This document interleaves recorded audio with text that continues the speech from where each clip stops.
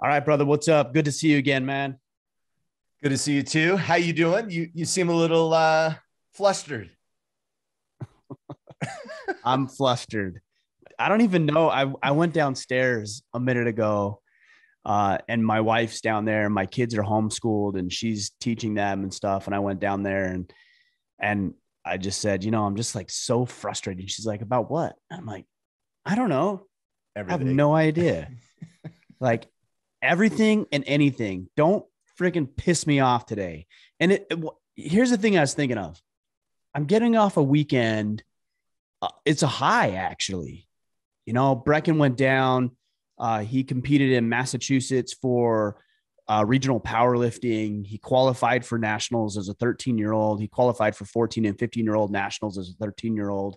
And like everything was awesome. Such a great weekend. Spent time with friends. Obviously, we were together as family. We joked and we laughed. Brecken had a great performance. And I'm just pissed today. Like just pissed. And I don't even, it's like little things here and there. I got thinking about it. I was actually tempted to call you and say, I don't want to do this today. Like you got it on your own. And then I started thinking, you know what? No, this is good. Like I'm going to do it anyways. And I'm going to be short with you guys. So if you asked a question today and I'm an asshole, like, let me just throw it out there ahead of time. That's a warning to you that I might be a little bit more harsh than normally I would. But then I also started thinking about it. And I told you this before we hit record. It's so important that people see the real side of those they're inspired by. And it sounds weird to me to say that people are inspired by me, but objectively that's true. So let's just deal with it. Yeah. I'm so sick of these Instagram, Twitter, Facebook gurus who everything at 100% of their life is going correct and going right. And they're making money hand over fist and nobody ever gets to them. And like everything's perfect.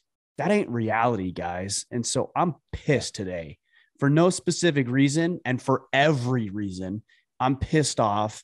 And you know what? You just deal with it and you drive on and you do the work required in spite of how you might feel about it any given particular day. Yeah. I want to ask more questions. I mean, do you feel it necessary to know what's pissing you off? Because it's got to be something, right? Like something's triggered. And is there value in you having a self-assessment and identifying what it is? Or from your perspective, it's like, well, it doesn't matter what it is. Double down. I got shit to get done. Who cares? I mean, both are right. I think it's valuable to know why you're bothered, what's upsetting you. This is an interesting thing about emotions. So many of us as men have bought into the idea that we can't be emotional. And I don't think that's true. I think more accurately, we shouldn't respond emotionally. So if I'm pissed off at for whatever reason, and then I lash out at my family, that's an inappropriate response to my anger or them, which is more important than serving myself. Right. So that's an inappropriate response to the emotion I may be experiencing. But if you're angry or upset or jealous or any number of emotions you could be feeling, 100%. There's value in knowing what it is.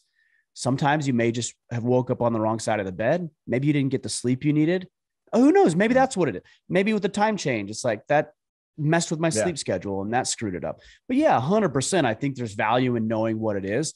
But regardless, whether you find out or not, work still needs to get done. Yeah. We still need to record this podcast. There's emails I still need to send out. There's people that I've committed to serving. There's meetings this afternoon that I've locked in and made a promise that I will be there. And so work still needs to get done. But yes, I think we should be more contemplative about why we're experiencing what we're experiencing.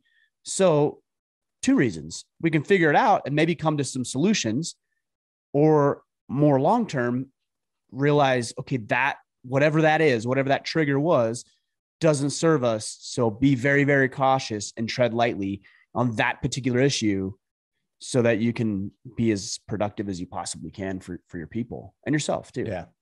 Yeah. I like it, man. So I drove down to Phoenix from Salt Lake, which is 11 hour drive. Yeah, man. Turned around, slept in the back of my car, turned around and drove back. on Saturday and Sunday. Yeah. Woo. For zero purpose, actually. I was going to go it a buy business something thing or what? No, man. I've told you about the Jetmate that I want to buy. Have you heard of this? Oh my. The what? I found out that Kawasaki makes this cool wave runner that they only made for like 2 years, and it's highly dangerous. And it's a 3-seater with a person in the front that controls it with a joystick and has a bench in the back. Like you look at it and you're like, you know why they stopped making it, because it's the worst idea heads. ever. It's a horrible idea, right? And I want one. I'm like, it's like the old 3-wheelers, man. Exactly. It's a 3-wheeler for a wave runner. And one showed up online in Tempe, and I was like, done. Called the guy up, checked the stats. I'm like, I'm leaving tomorrow, right? And I literally drove down there. So I've covered tons of books on tape anyway while driving. I get down there and he's like, I'm like, do you have the title? And he pulls out like a handwritten note. I'm like, dude, come on now. You said you had the title. Oh, no. In Wisconsin, you don't have the title. I'm like, oh, so this thing's from Wisconsin, a buddy. And I'm like, man, I'm out, man. That. Like I'm like, so then I hopped back in my car and drove back. I'm like, this is so annoying. Anyhow, my whole point of that, I finally listened to Winning by Tim Grover. Tim Grover. And dude, like kind of what you're saying, man, the whole book is a slap in the face to the common thought is like, you can win and everything's going to be fine. And you can, and the entire book is like, you want to win. There's going to be a price, and it's probably going to be your kids and your family. You know what I mean? And people aren't going to like you. And, and that's the price of winning. And by the way, once you win, if you don't keep fighting to win, then you'll lose. Right. Welcome to winning. Yeah. And I was like, it was actually highly refreshing. I was like, I really like this book, but it's kind of also depressing. You know what I mean? Because I'm like, it's not depressing. It's real life. It's real life. I mean, honestly, I would say 30 to 40% of my waking hours are bad waking hours. Like I'm dealing with some bullshit, or I'm dealing with somebody who's, pissed at me for whatever reason, or I've messed up personally and I'm having to make amends for some screw ups on my end. And I don't want this to come across as a complaining podcast at all, but let's be real. Like we all deal with that, and I'm so sick of all these Instagram gurus pretending that you need to be 100% positive and motivated, inspired 100% of the time. I don't know if those guys have it figured out. I don't. And they haven't shared with me the secret if they have it. So we're just going to keep charging. And guys, here's what I would say. If you're having a bad day, like big deal, deal with it, do it anyways. And then tomorrow will be a better day, not in spite of the bad day you had the day before, but because you overcame it. Yeah. Actually, because of it, it will be a better day tomorrow, because you rised above it and made yourself better in spite of what would probably hinder and hamper and sideline everybody else out there. Yeah. Growth and fulfillment's on the other side of hell. So when you're in hell, you're like, absolutely. Hey, awesome. Yeah. I like it. Because you know what's going to come. All right, man, let's get to some questions today. Again, ahead of time, I was going to say sorry. I'm not sorry. You're going to get real answers from me without all the frill and fluff and all that bullshit. So let's do this. All right. Gino Balin. So we're fielding questions from Facebook. To join us on Facebook, go to facebook.com/group/orderman. Gino Balin, what are your strategies around raising daughters? So here's what I say. A lot of people ask me about being a first-time father. Hey, I'm going to be a father in 6 months and I don't know what to do, or do you have any advice for me? And you're going to hear all the rah answers about, like love her, him, and all the things you've heard. I don't need to regurgitate that. Here's the first thing that is a Gino that Gino needs to know. Your job is to render yourself obsolete.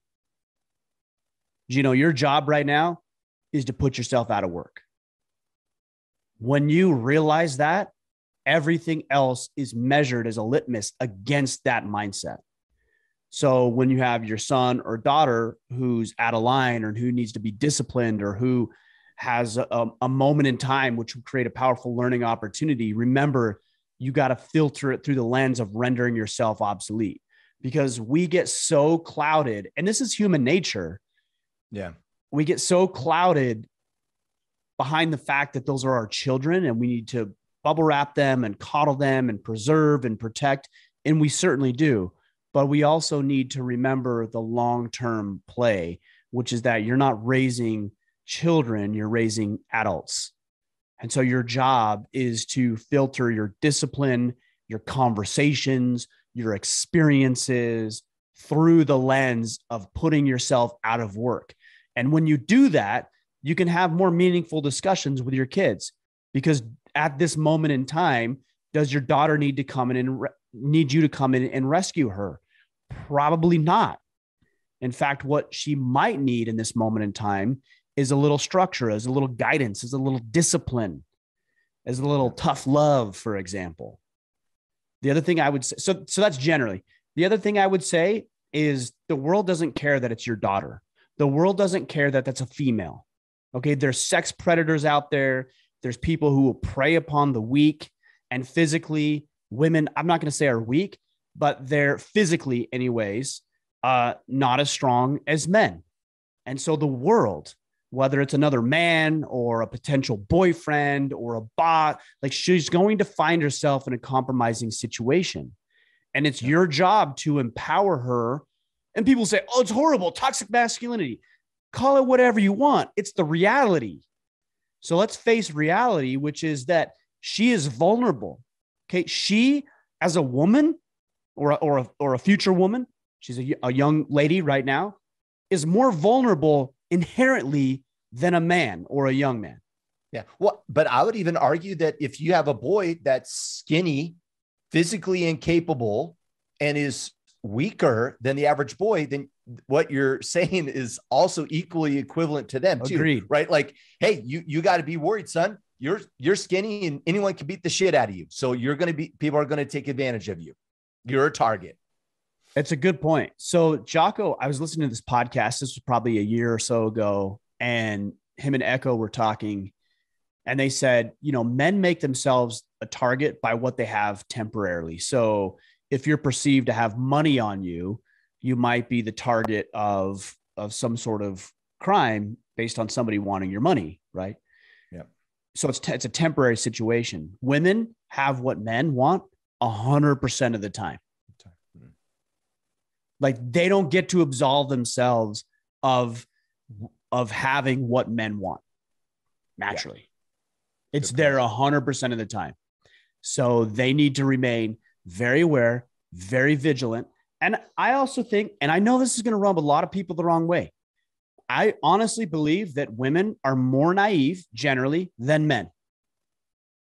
Okay. Like, I know it's going to piss you off. I know you're going to be upset. Yeah. My wife is more naive than I am. My daughter is more naive than my boys are. 100%. And I think what you're going to say is because they see emotions more prevalently than we see reality. So they might see a homeless guy on the corner and think, oh, I feel bad for him. And I see him and I think, threat. We got to deal with that. A woman sees it and says, homeless, destitute, I have to serve him. So women need to be very, very careful just through their nature that they don't make themselves more naive to the reality of the world than what men will do generally and naturally. Yeah. So it's harder to raise. Here's a great way to say it. When you have a son, you have to worry about one penis. When you have a daughter, you have to worry about all the penises. Okay. So like, that's the deal. And I don't subscribe to this toxic masculinity stuff and whatever, but I'm a realist. That's the deal. And so I need to make her aware of everything that could potentially be so that she can be smart, be rational, defend herself, be capable, live the life that she wants, and then also find a man. This is very important. Find a man like me. I want her to find a man like me. And then I want that to be somebody who's valuable that she could actually partner with. If she finds a man like me and I'm a scumbag, that's not a good thing.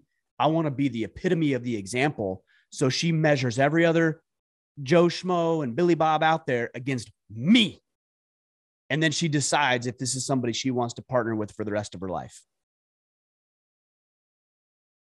I like it. I was just going to say, if she's dating anybody called Joe Schmo or Billy Bob, that's just the sign. Just no. Or Bubba. Fair. Or Bubba for sure. Fair. 100%. Never ends. All right. George Morris. How does a man apply a lot of the business and wealth principles that you and your guests talk about into a service business? I currently work 40 hours a week for one business, and I'm attempting to get a garage door business up and running full time. I don't understand how it would be different for a service. I mean, we run a service business. You know, we sell some hats and shirts. We have a product, but at the end of the day, he's wrapped up in the oriented correlation of his time to billable work, right? And how do I start this side hustle if I'm pinged out at 40 already? I think. Well, 40 hours, man, what a luxury. Yeah. Think about that for a second. What is it? 160 hours plus in a week? Oh, you work 25% of the time. Good for you. Okay. Like there's nobody else in the history of humanity, no other people who've had the luxury of working 25% of the time for food and shelter like we do today. And look, he didn't say 40 hours, so we don't know, right? Yeah. We're throwing that out there. But I used to think the same way. It's like, I'm busy from 9 to 5. How am I ever going to do anything else? Okay, well, you got to get up at 6. You got to go to bed at midnight. Oh, but 6 hours of sleep? Yeah, 6 hours of sleep, 3 hours of sleep. I look at my friend, there's a price. And if you're not willing to pay it, don't say you're willing to pay it. Yeah. You know, I look at my friend Pete Roberts with Origin. He works infinitely harder than I do. Infinitely harder. He doesn't complain. I never heard him complain about, I only got 3 hours of sleep. You know what he does? He wakes up and he's like, he posts his things on social media. He's like, 5 a.m., building America. And I know he got 3 or 4 hours of sleep because I talked to him at midnight the night before. Like these people, Tim Grover, you think Tim Grover's like, I didn't get 9 hours of sleep last night. You think Michael Jordan, you think Kobe Bryant, you think Tom Brady, who just came back and said, no, I got unfinished business. I'm coming back. You think he said, I only got 5 hours of sleep last night. No. You want something big. You want something different. You want to create something meaningful in your life, then sacrifice that shit. Now, how do you do it? You bust your ass. I don't know what your business is, but you wake up just like I did when I started Order of Man. And I get so tired of hearing from people who are like, well, you know, you're so lucky. We just had Tebow on the podcast. Oh, that's so lucky. Oh, ooh. Lucky. What the hell are you talking about? Literally, that podcast has been in the works for 14 months. We've been doing this day in and day out for 7 years. What are you talking about? Luck. Yeah. What are you willing to sacrifice to Grover's book? What are you willing to sacrifice? Sleep? Hell yeah, I'm willing to sacrifice that. My pride? Hell yeah.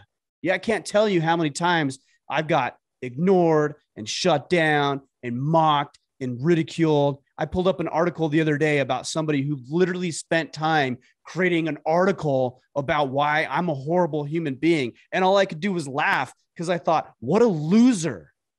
Like they're spending their time writing articles about me.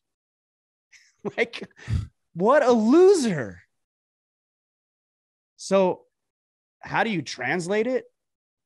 Do what we did. Find somebody who's in your line of work or somebody who wants to accomplish what has accomplished what it is you want to accomplish, mirror them, mimic, don't copy, but figure out what they've done and recreate it for yourself. And then ask yourself what you're willing to sacrifice. And here's what I would say.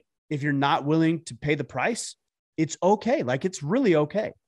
But don't tell people you are, and don't tell yourself you are. What you should tell yourself is, no, I'm comfortable with a 9 to 5. And by the way, I'm not mocking you. I'm not ridiculing you if you're working a 9 to 5. If you're busting your ass from 9 to 5, you work for somebody else, you're doing good work, you come home, you're engaged with your family, and you're good with that, right on. All the power to you. But don't you dare say that you want more and you're unwilling to put in the price, because that's what it takes. And it's not good for you, right? To have that mentality and be lying to yourself about, I want this, but really you're unwilling. Just be honest. If you're not going to do it, just say, hey, I'm not going to do that. I just had a couple emails this morning where I had to say no to some things. And, 5 years ago, 3 years, maybe even 2 years ago or less, it would have been very hard for me to say no, because they were opportunities that were presented to me. And I said, no, that's not on my radar right now. I appreciate it, but no, thank you. It's okay. Like, just own it. I had a couple of potential sponsors for the podcast reach out, and they said, hey, will you do this thing? And actually there's 2 emails that I got, one email, one text I got, and somebody reached out and said, hey, would you be willing to do this? And I said, no. And I didn't hear a thing back from them. Like, no, oh, thank you. Appreciate it anyways. Like, nothing. Yeah. And I thought I made the right decision. Yeah. Because the only reason they wanted to work with me is because there was something in it for them.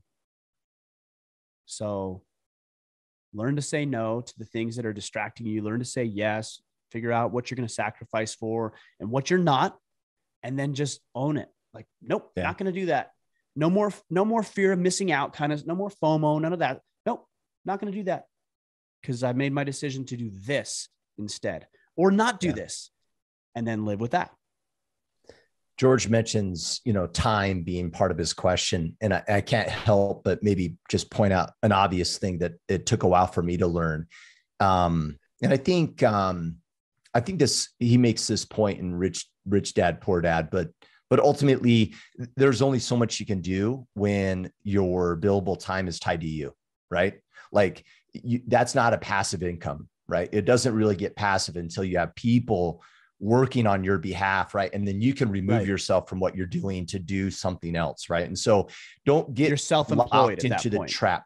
Yeah. Don't get locked into the trap of it has to be you, right? You want to start a garage door business.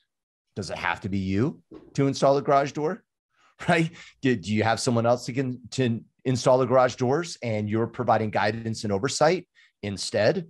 And it's not you having to do all those installs, right? And maybe that's how you ramp this up. So just figure out how you scale. And scaling it can't just be you. All right? You have to figure out a way to remove yourself from all of the work. Eventually, I would just throw that caveat, because when you start, you might have to get started. Yeah. You're the installer, you're the scheduler, you're the logistics, you're the supply order, you're the janitor, you're sweeping up the floors, like, you're all of it. And you got to be willing to do that. And then you start to outsource, to your point, Kip, so one of the things with Order of Man that we very first started outsourcing when I was doing it all was podcast editing. That was like the first thing to go, because I didn't enjoy it. I hated it. It made things miserable. And so that was the first thing I outsourced. And then this, and then that, and then this. And so you stack on those things to outsource. But yeah, initially you're going to have to do it all. That's the price. Bob Ross, are you encouraging your children to explore higher education, or are you more of a favor of a skills-based path like the trades? Although I have degrees that provided well for my family in today's time, I see a tremendous opportunity for young adults willing to learn a skill and start a business, such as plumbing, electrical, etc. Interested in hearing your thoughts. I don't like the phrase higher education as exclusively being owned by academia. Yeah. Good point. And I know you're not saying that, but when you say higher education, what you're saying is college degree. That's what you're saying. Yeah. Okay. Yeah. Yes, that would apply 100%. Like, look, guys, I know I'm openly critical about the public school system. I know I'm openly critical about academia and college and all of the stuff, post-secondary education. But I'm not going to say there's not value. Of course there's value in it. Of course. You know, somebody who goes to school for 4 years and learns something that's valuable, that's a market, that's the caveat, a marketable skill that people will pay for. That's the caveat. No liberal arts studies, like a marketable skill. And then they also build a network of people who are successful, lawyers, doctors, accountants, business owners. Like, there's value to that.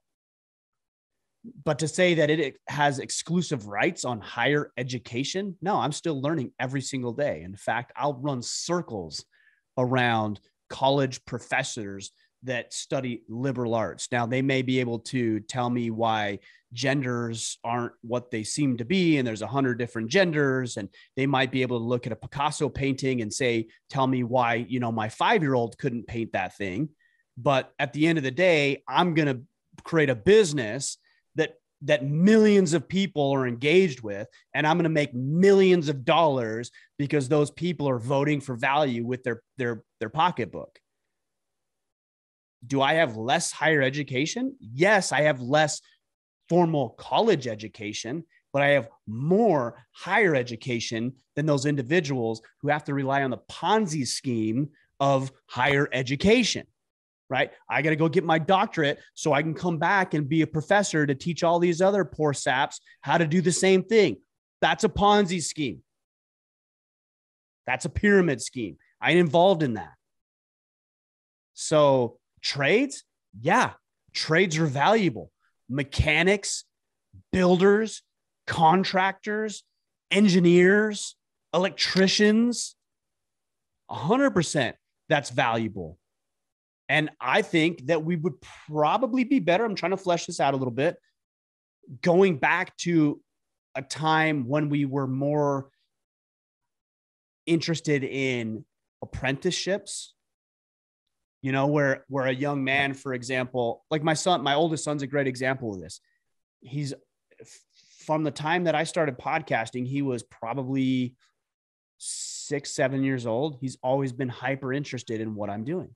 And now he has his own podcast. He's my apprentice.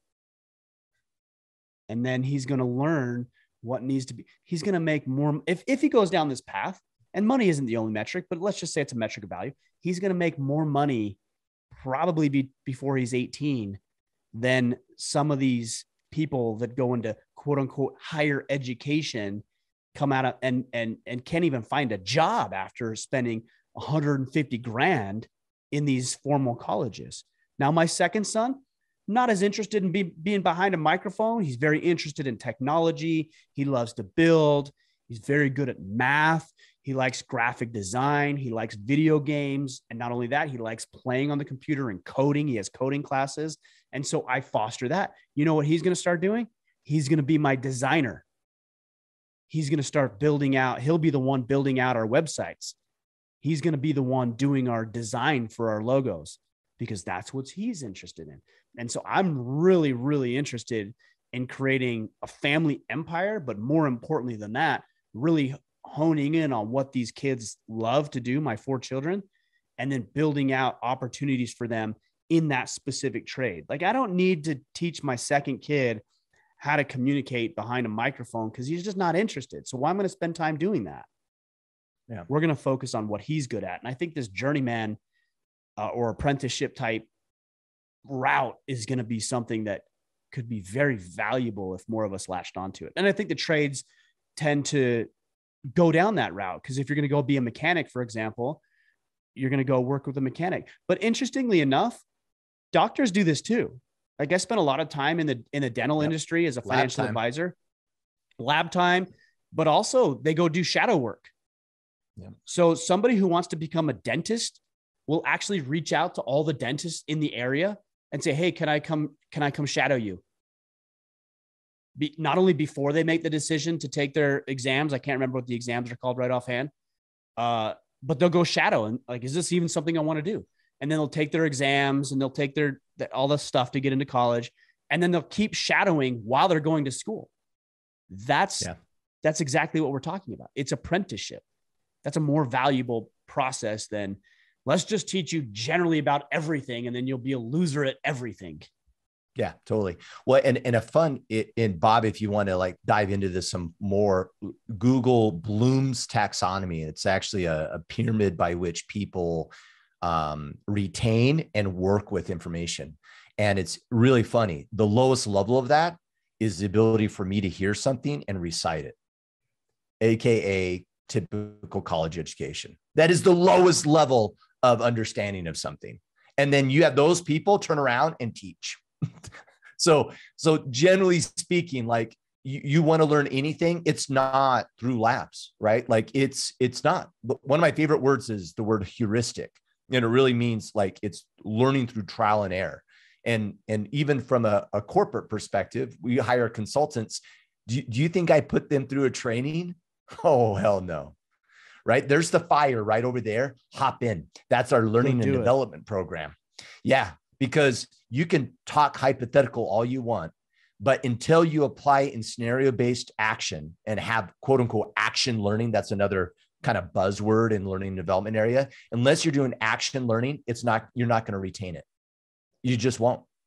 And by the time you need whatever theory you studied, you've already forgotten it because you're only listening well enough to regurgitate it. So it's like, man, the value of action learning is so critical, even for these quote unquote non-trade jobs. It's no different.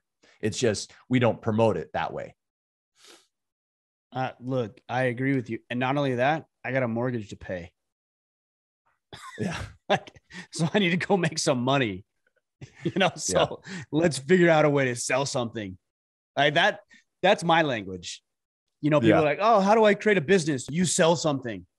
That's what you do. Maybe you buy it for $5 at Deseret Industries or Goodwill, and you go sell it for 10. Congratulations. You're now a business owner. Yeah. And if nobody pays you, then you suck at it and you need to figure out a better way to do it.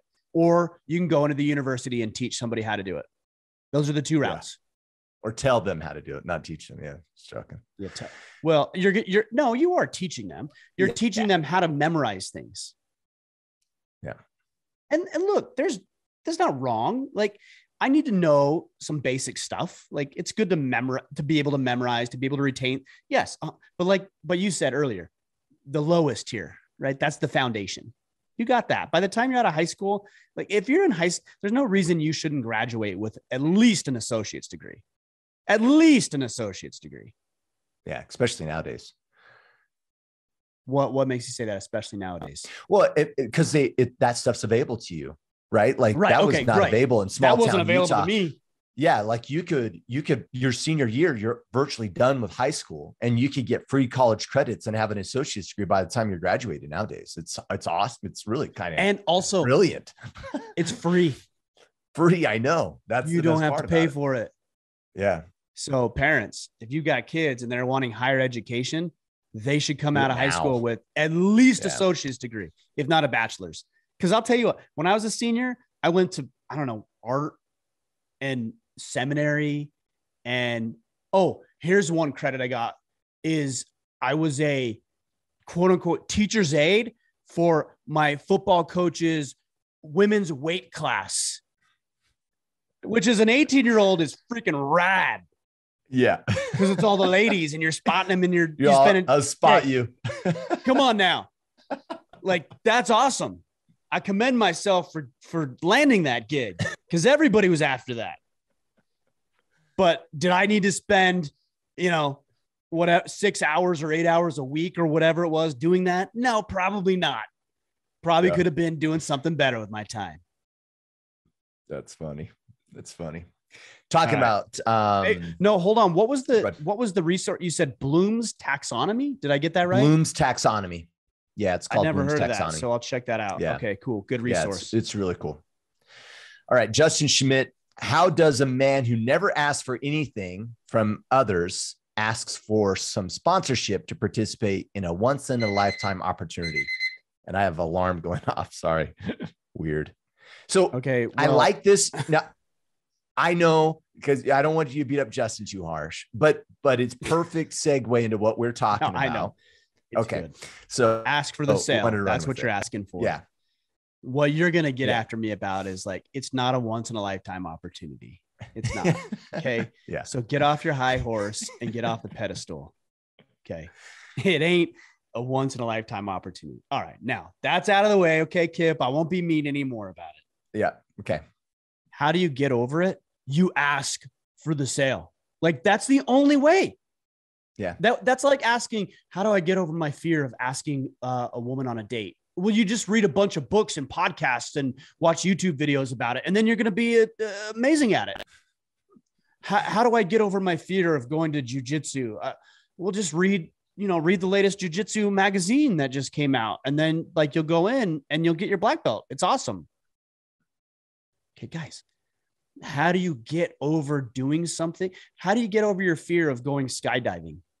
You find a reputable skydiver and you say, I want to skydive. And he says, great. Here's the 3 things you need to do to lead up to it. And you can't be over this weight. And, here's some things you can do to gear up for your morning of. And then you meet me here at 9 a.m. and we take a flight at 20,000 feet or whatever it is. And we jump out of the plane. Like that's how you get over it. So how do you get over not being able to ask for the sale? You learn to ask for the sale by doing it and then realizing it's not as bad as you think it is. There's the quote, and completely paraphrasing here, but something along the lines of we're more afraid of what we make up in our minds than reality, right? And so you're sitting back, and here's the crazy thing about it. The longer that you wait to do it, the more you're going to make it out to be this great enemy that it isn't. So if you have something that you think is not a once in a, don't say that to somebody, by the way. Yeah. I mean, you say that to me, I'm going to immediately like, I'm out. Why are you selling me? Yeah. I didn't even know about your thing. And now I can't live without it. Come on. I'm out. Good. Sorry. But so get rid of that first. Like purge that phrase from your vocabulary. Think about the benefit of what you're offering. So for example, the Iron Council. Okay. It opened up this week. It opened up yesterday. I could sit here and tell you about the platform that we have and that we have 1,100 guys and that we give you assignment each week and that you're going to get challenges and like all the ins and outs of it.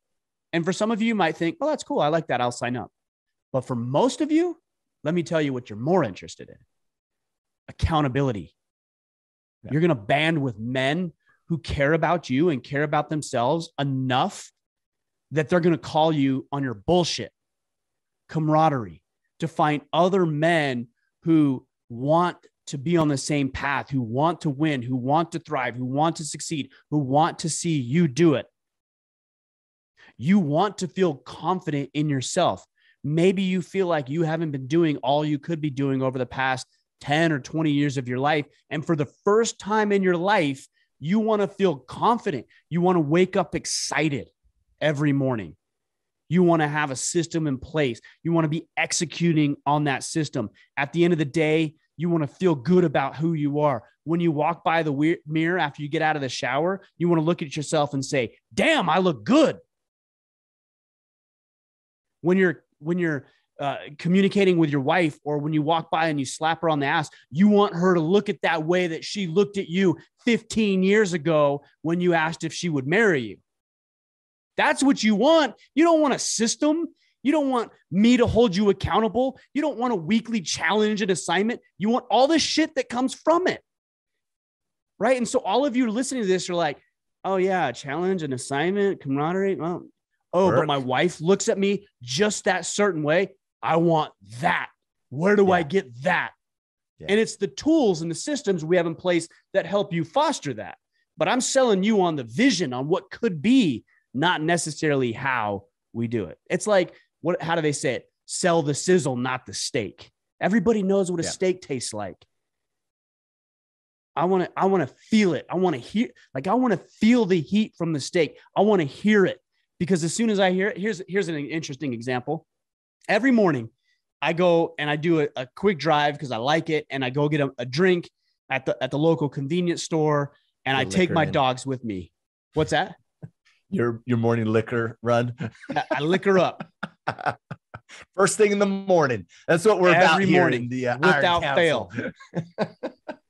And I take my dog with me. Sometimes I take both. Usually I take one. I take Shiloh. She's a fat 3-year-old Greater Swiss Mountain Dog. She's the dumbest dog ever, but she's also very sweet. And so I can't resist her taking her with me. And she gets in the back cab of my truck. And I go to the convenience store and I get my morning drink. And then I get a piece of beef jerky. And I walk out of the store and I get into my truck and I look in the back seat and my dog is literally slobbering everywhere. Like she's salivating and slobbering. It's dripping down her cheeks. It's dripping onto my center console. It's like a pool in the back seat. It's disgusting. Because why? Because she knows she's going to get the jerky. And so her mouth is salivating. She's getting ready. She's like, I know I'm going to get that jerky. She wants it. And so when I open up the beef jerky and I reach back and I give it to her, she wolfs the thing down, right? This is the point. You can get people to salivate over what you're offering, but they have to know what they're getting. She doesn't care what kind of beef jerky it is. She doesn't care about how much money it was. She didn't care about how many miles it took me to drive to the gas station or what exact time that she gets it. She cared about none of that. All she cared about is the anticipation of it and the smell of it.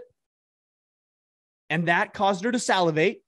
And then I gave it to her and it satiated her. This is sales. My dog gets it. Yeah. Okay. This is sales. This is how you do it.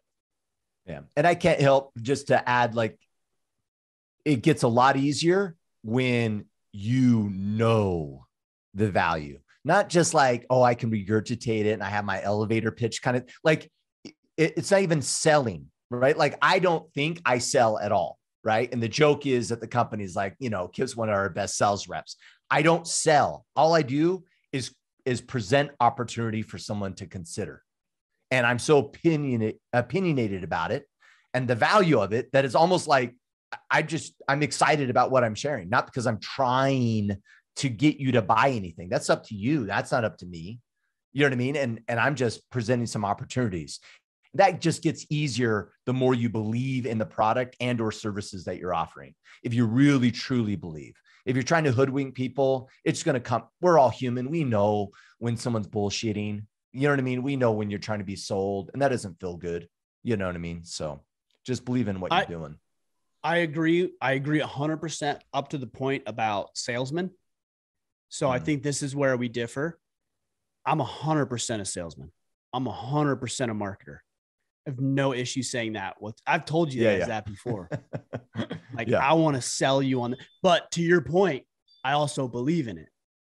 Yeah. Right. So I don't look at it and think you're doing me a favor by buying your subscription to the Iron Council or purchasing a hat or listening to this podcast. You're not doing me a favor. You know who's doing who a favor? I'm doing you a favor. Yeah, exactly. I created this. We opened this up. We built the systems. We have the merchandise. We have you're not doing me any favors. We're doing favors for you. We're helping you. We're unlocking access to what you need. And so I have no qualms about, I'm a marketer. I'm a salesman. I love it. Yeah. I've always loved the process of somebody coming and not knowing a thing about you to all of a sudden they're a team leader in the Iron Council and they're leading other men and they're having sex passionately with their wife and they're going and spending time with their kids and they're starting businesses because of what you, Kip, and I, and dozens of other people, hundreds, thousands of other people have created here. And if that means that we sold you on it, by all means, cool. Yeah. I'm good with that. I like it.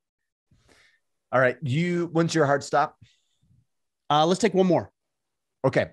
Joseph Mathis, why are men always more willing to make up and forgive each other? For example, hanging out with my fiance's best friend and the best friend's husband, I made a joke that offended my fiance's best friend.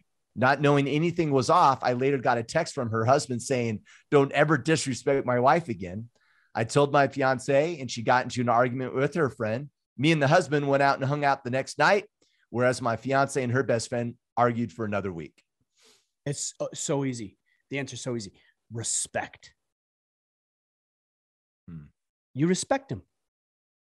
Like you said something he didn't appreciate, and you don't have it's not open for interpretation about what you think. He didn't appreciate it.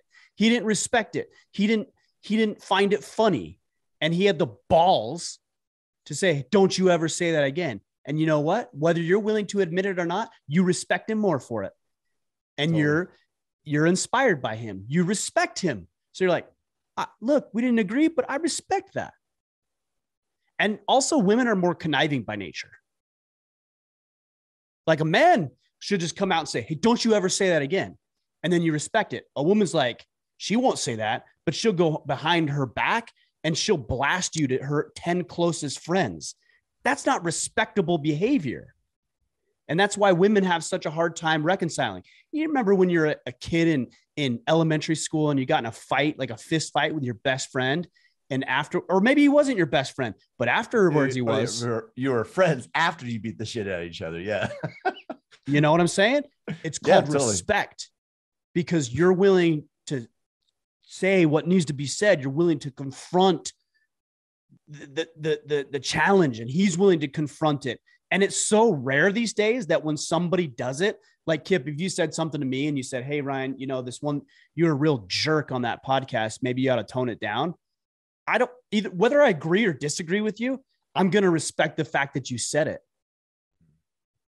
And that brings us closer together, because I know that now you have the balls to stand up for yourself in an uncomfortable situation. That's part of the reason I like jiu-jitsu so much. Because when I go in and train and a guy wraps his arms or his legs or his hands around my neck and tries to strangle me, that's not comfortable. Nobody enjoys that. And then you show up tomorrow for him to do it again. That's weird and also respectable. Yeah. Or when a guy never gives up, like you may catch him over and over, but he makes it so hard and he never gives up in a train. You respect that guy, even if he's not as good as you.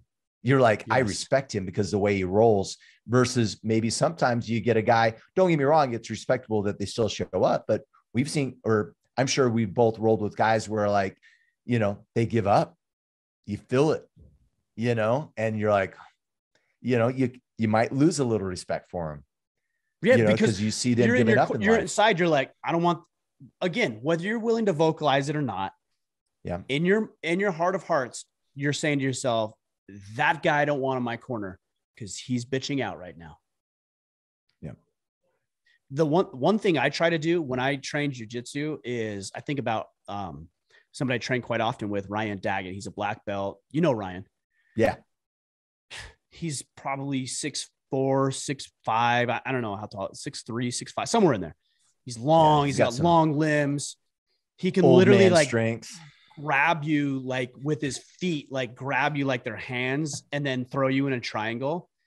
And I will never, mark my words, give him the satisfaction of laying on the ground after he submits me. Never. And he submits me often.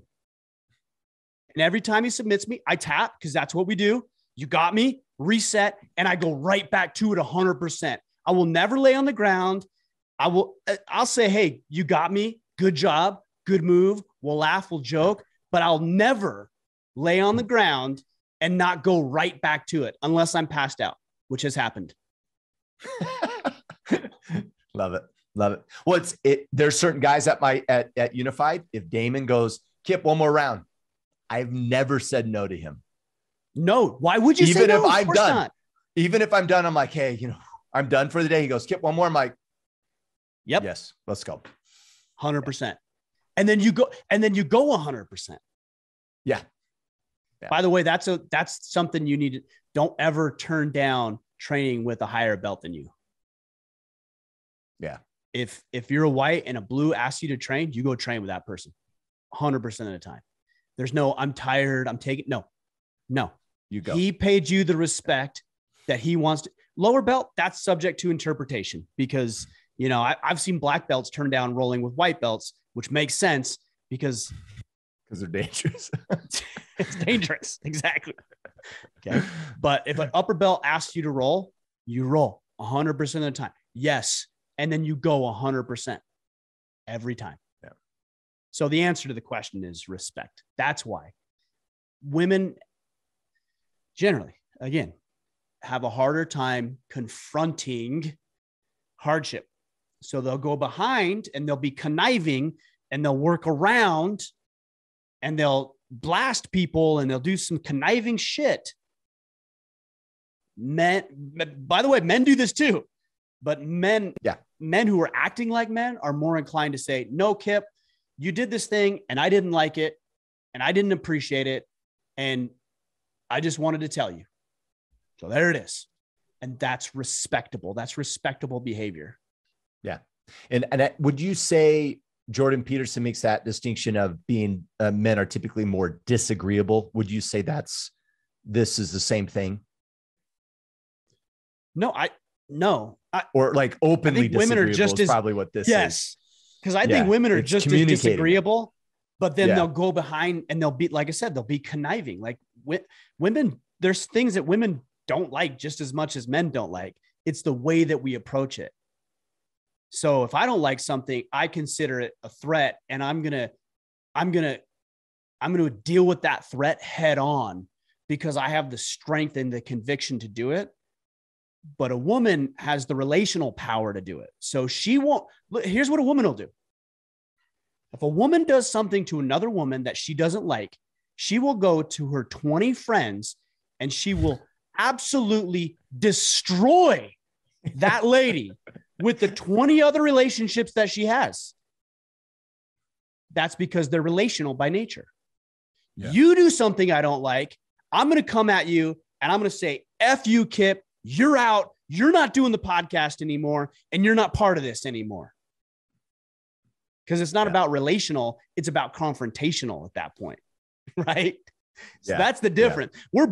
We're both as equally offendable and fragile to a degree. It's just the way that we approach it generally that makes the difference. Copy. All right. Well, you alluded to this already. So I would say the number one item on the list for you guys listening is the Iron Council is open. So if you are wanting to band with us and take advantage of this small window by which it will be eventually closed up for another quarter, go to orderofman.com/Iron Council and sign up immediately. Last time, we closed this thing within 2 weeks? Not even that. It was like 10 days. It was fast. Yeah. So if you've been on the fence, get off the fence because it's going to be a short window. So once again, orderman.com/Iron Council. Anything else, sir, as a call to action other than follow Mr. Mickler on Insta and Twitter? That's it. I hope that you guys interpreted my frustrations and passion as caring for you guys, because I really do. You know, I know sometimes the way that I communicate leaves a wake of collateral damage in its path, but what you can know is that it always comes from caring about. I care about you guys. I want you to win. I want you to thrive. And if maybe just getting a little hot and getting you a kick in the pants is what it requires, then I'm willing to be that person and do that. We got a lot of work to do. Society isn't going to do it. Society is going to coddle you and try to make you feel comfortable and okay with your poor decisions. That's not what we're about, you know? So take it for what it's worth. If you interpret it as being harsh or whatever, well, maybe just get tougher or drive on. But we're here to serve you guys. We're always trying to look to improve. And the Iron Council is a great place to do that if you have the desire to step up and serve yourself, but also serve other people, because it's not all about you in the Iron Council either. Amen. All right, brother. Appreciate you, man. Thanks for listening to some of my rants today. Guys, we'll be back on Friday. Until then, go out there, take action, and become the man you are meant to be.